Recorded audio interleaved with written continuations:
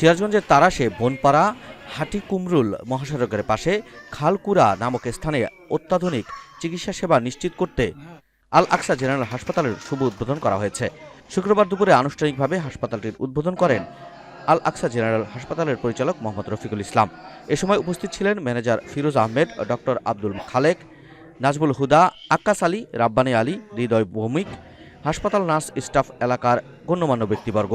হাসপাতালটিতে gynae, শিশুরোগ, medicine, surgery, নাক কান গলা, ফিজিক্যাল মেডিসিন, চর্ম ও যৌন রোগ, ডায়াবেটিক্স ও হরমোন চিকিৎসা ও নবজাতক শিশুরোগ, কার্ডিওলজি, পেইন, নিউরো মেডিসিন বিষয়ে রোগীদের বিশেষ চিকিৎসা প্রদান করা হবে। উদ্বোধন অনুষ্ঠানে কোরআন খতম ও মোনাজাত করা হয়। সিরাজগঞ্জ থেকে বিলকিস রনি, নিউজ ডেস্ক।